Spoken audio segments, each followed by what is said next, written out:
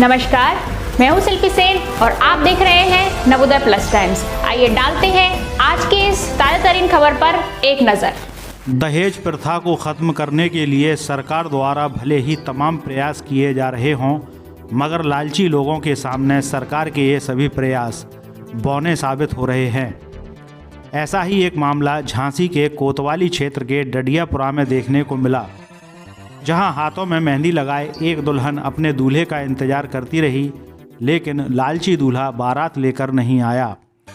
रिश्तेदारों व मेहमानों से भरे घर में खुशियों का माहौल था। सजावट भरे घर में खाना चल रहा था। किसी को नहीं पता था कि ये खुशियां पल भर की हैं, क्योंकि लड़की वालों की ये खुशियां दहेज के लालची लोगों की भेंट चढ़ गईं। बिन बाप की दुल्हन ने रोते हुए बताया कि उसके भाइयों और माँ ने कर्ज लेकर शादी का इंतजाम किया था। हालांकि इस पूरे मामले में एसपी सिटी विवेक त्रिपाठी का कहना है कि लड़की वालों से तहरीर ले ली गई है। जल्द ही पूरे मामले का निस्तारण किया जाएगा और दोषियों के खिलाफ कार्रवाई की जाएगी। रोती बिलखती दुल्हन रुखसार अब इंसाफ की गुहार लगा रही है। हाथों में मेहंदी, कलाई पे बंधा कंगन सूना रह गया है। दुल्हन ने बताया कि शादी तय होने के समय राजा दूल्हा ने लगुन के नाम पर लड़की वालों से डिमांड कर पहले तो 1,11,000 रुपये लिए। उसके बाद 17 दिसंबर को बारात लाने की एवज में 3 लाख रुपए की और डिमांड करने लगा। लड़की के घर वालों ने बारात लाने की काफ़ी गुजारिश की, लेकिन लड़के वाले लगातार पैसों की डिमांड करते रहे।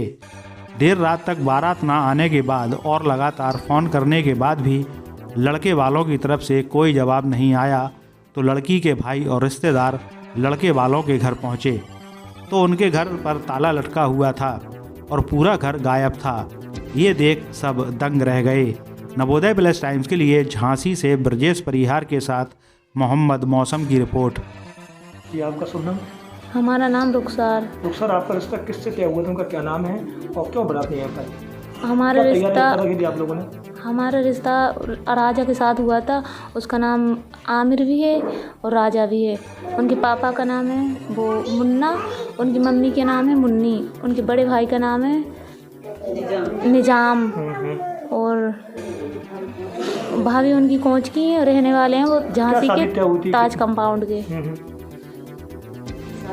शादी में लेन देन का कुछ मतलब लेन देन का कुछ मामला नहीं था। लेन देन की उनने कुछ नहीं कहा था।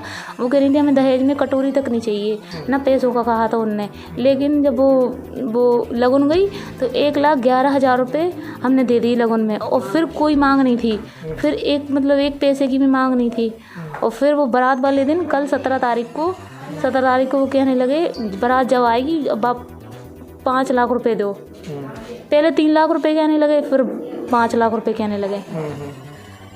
फिर कह रहे फिर आ रहे ये कहने लगे। फिर वो 5 लाख की कहने लगे 5 लाख रुपए दो तभी आएगी बारात, नहीं तो नहीं आ रही। फिर उनने स्विच ऑफ कर लिया फ़ोन। फिर हमारे भाई लोग घर पे गए, उनके घर पे ताले डले मिले, वो भाग गए। हमें बस इंसाफ चाहिए। और हमारे सारे रिश्तेदार थे। कल खाना चालू था दोपहर 2 बजे से। बेवारी भी थे। हमारे भाइयों ने बहुत कर्ज करके हमारे भाइयों ने बहुत कर्ज करके पैसे इकट्ठे करे। हमें इंसाफ चाहिए, इंसाफ चाहिए, हमें और कुछ नहीं चाहिए। हमारे नाप के लिए कपड़े उनने ले लिए, अंगूठी है हमारे उनके पास चांदी मतलब, और चूड़ी है उनके नाप की, हमारे साइज की उनके घर पे उन्हें मंगाई थी। हमें बस इंसाफ चाहिए। हमारी बहुत बेइज्जती हो चुकी है। हमारे भाइयों मातम छा गया हमारे घर पे। खुशियों को बदले हमारी मातम बन गया। जैसा हमारी हुआ और किसी लड़की के साथ नहीं हुआ। कोतवाली थाना क्षेत्र के डडियापुरा इलाके में कल एक 17 तारीख को बारात आना थी। बारात नहीं आई तो खाना पीना चलता रहा है। उनका आरोप है कि पैसे की डिमांड की थी, बारात नहीं आई। क्या पूरा मामला, क्या कार्रवाई किया?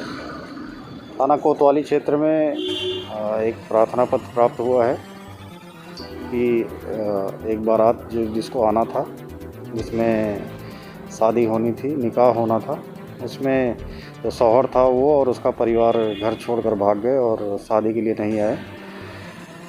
तहरीर जो मिली है उसके आधार पर जांच करके आवश्यकता अनुसार अभियोग पंजीकृत किया जाएगा। और पहले तो प्रयास किया जाएगा कि दोनों का समझौता हो जाए और निकाह हो जाए।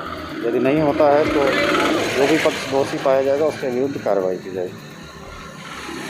हमसे जुड़े रहने के लिए हमारे चैनल को सब्सक्राइब कीजिए और लेटेस्ट न्यूज़ के वीडियो को देखने के लिए बेल आइकॉन पर क्लिक कीजिए।